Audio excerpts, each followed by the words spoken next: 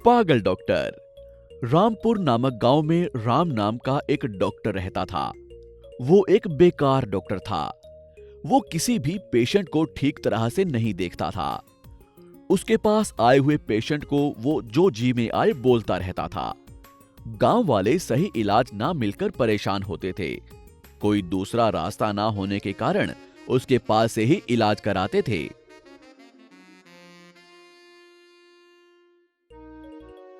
Doctor साहब, मुझे कुत्ते ने काटा है।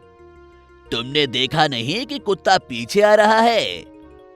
देखा तो था सर, लेकिन मैंने समझा कि वहां पर एक हच डॉग है। अच्छा, मैंने सुना है अगर कुत्ता काटे तो उसे तुरंत चप्पल से मारना चाहिए। रुक, मैं तुझे चप्पल की मार लगाता हूँ, खुद ब खुद घाव ठीक हो जाएगा। सर, मैं तो मजाक कर रहा था। डॉक्टर से मजाक करते हो? पीछे घूम के झुक के खड़े रहो, इंजेक्शन लगाता हूँ अभी। डॉक्टर पेशेंट को इंजेक्शन लगाता है। डॉक्टर पेशेंट से कहता है कि जाते वक्त कुत्तों की तरफ मत देखना, नहीं तो अनर्थ हो सकता है, और उसे वहां से भेजता है। अगले दिन एक पेशेंट हॉस्पिटल को आता है।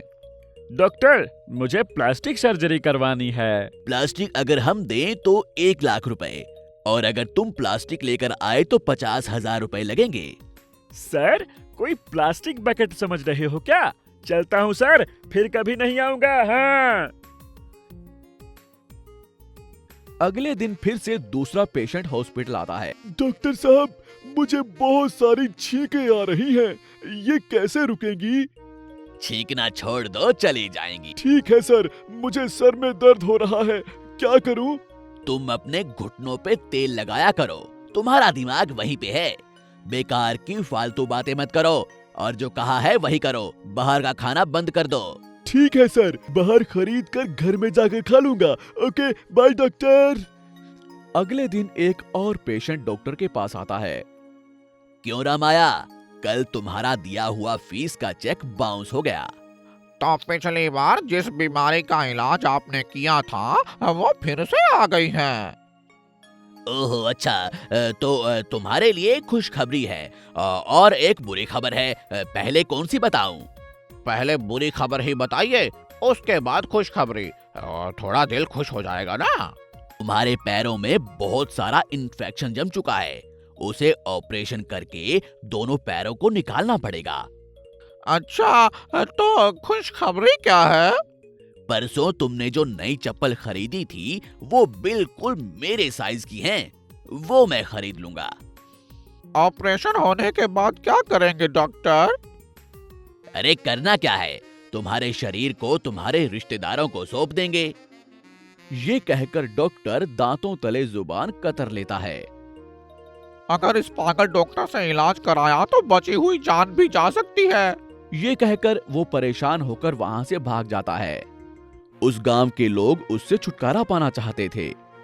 उस गांव में अमेरिका में पढ़ाई खत्म करके स्वदेश लौटा एक लड़का आता है। वो एक मल्टी स्पेशलिस्ट हॉस्पिटल बनाता है और शहर से अच्छे अच्छे डॉक्टरों को बुलाकर मुफ्त में गरीबों का इलाज करता है। उस पागल डॉक्टर के पास उसके बाद कोई नहीं जाता।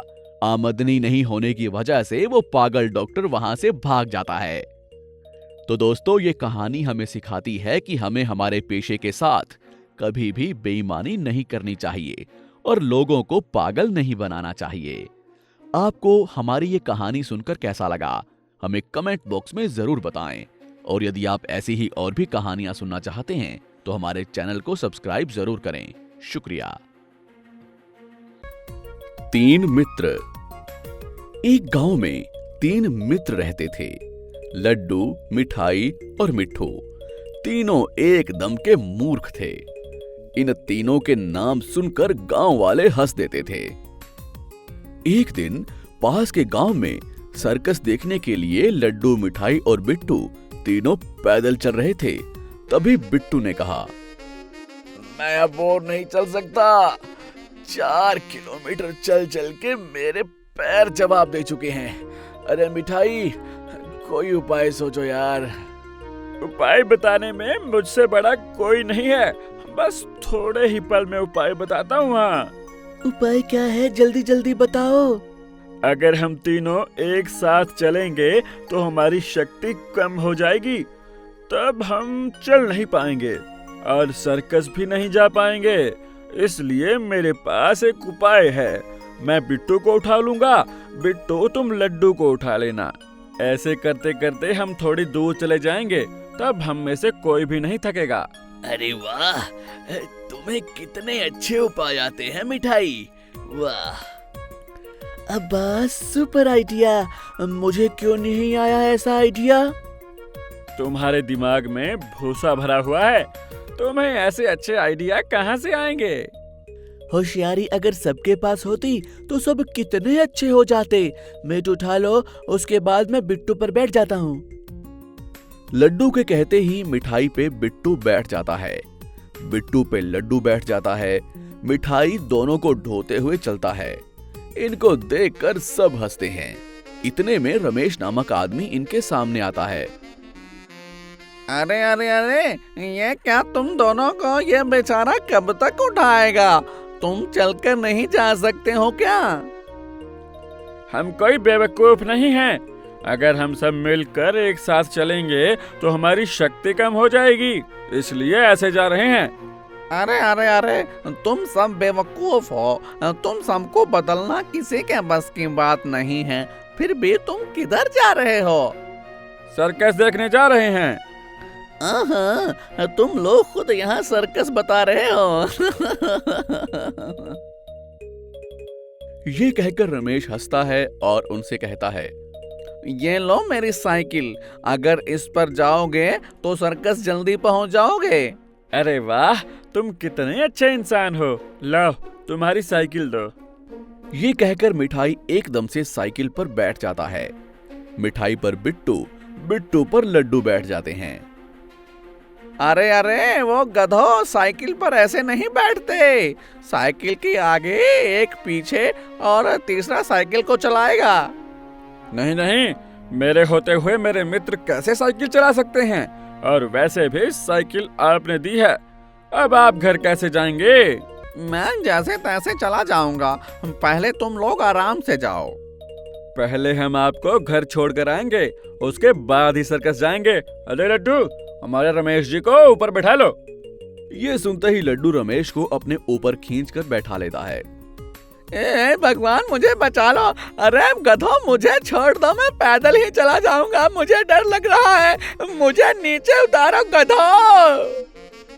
अरे वाह, कितना अच्छा ख्याल है, आपको ऐसे लेकर जा रहे हैं। मुझे छोड़ दो, मैं तुम्हें प्रणाम करता हूँ, मुझे नीचे उतारो। मैं हाथ जोड़ता हूँ, मुझे नीचे उतारो, मैं गिर जाऊंगा। रमेश को बिना उतारे साइकिल पर ले जाते हैं। रास्ते में एक पेड़ की डलिया जो नीचे की ओर झुकी हुई होती है। रमेश ने सोचा कि वो डाली को पकड़ लेगा और लटक जाएगा। तब रमेश डाली को पकड़ लेता है और लटक जाता है। तब वो कहता है, अरे गधो, मुझे यहाँ लटका कर कहाँ जा रहे हो? अब मैं क्या करूँ? मुझे इन गधों से बात ही नहीं करनी चाहिए थी। हे भगवान, मुझे बचा लो। उसकी बात मिठाई को सुनाई नहीं देती और वो साइकिल चलाता ही जाता है। थोड़ी दूर जाने के बाद मिठाई पर बैठा हुआ लड्डू कहता है, रमेश जी दिखाई नहीं दे रहे हैं, क्या हो गया? साइकिल पीछे की तरफ मोड़ो। ओहो, हमारे रमेश जी कहाँ चले गए? चलो पीछे चलते हैं। ये कहकर तीनों बुद्धू पीछे की तरफ चलते हैं। तभी उन्हें रास्ते में पेड़ पर लटके हुए रमेश जी दिखाई देते हैं। रमेश जी झाड़ पर लटक रहे हैं। मिठाई जल्दी चलो। हाँ, चलते हैं, चलो। जल्दी उनके पास पहुंच जाते हैं और वहां जाने के बाद रमेश लड्डू पर बैठते हैं। अरे रमेश जी, आप इस डाली पर क्यों लटक रहे थे? अरे मेरा नसीब ही खराब है, जो मैंने तुम लोगों से बात की, तुम लोगों को साइकिल दी। मुझे माफ कर दो, मुझे घर तक सही सलामत पहुंचा दो। हाँ, आप घबराइए मत, आपको घर पहुंचाने की जिम्मेदारी हमारी है। अरे ओ बेवकूफ, मुझे नीचे उतारो, मैं पैदल ही चला जाऊंगा। हमारे रहते हुए आप पैदल कैसे जा सकते हैं? अरे तू पहले सामने देख, सामने गड्ढा है, गड्ढा संभाल के। अरे इस गड्ढे को कैसे पार करें? इधर उधर घुमाते हुए साइकिल गड्ढे में चली जाती है। साइकिल गड्ढे में जाते ही रमेश एकदम से उड़कर नीचे गिरता है। अरे ओ पागलो, क्यों मुझे मारने पर तुले हुए हो? अगर जिंदगी बाकी रही तो मैं तुम्हारे सामने कभी नहीं आऊंगा। आप ऐसे मत कहिए, आपने हमें साइकिल दी है, आप हमारे भगवान हैं। हम आपको घर तक हिफाजत से पहुंचाने की जिम्मेदारी से आए हैं। ये सुनते ही रमेश ना बाबा ना कहते हुए दौड़ने लगता है। लड्डू, मिठाई और बिट्टू साइकिल चलाते हुए आगे बढ़ते हैं। तो आपको हमारी ये कहानी कैसी लगी हमें कमेंट बॉक्स में जरूर बताएं। और यदि आप भी ऐसी ही और भी कहानियां सुनना चाहते हैं तो हमारे इस चैनल को सब्सक्राइब जरूर करें। शुक्रिया।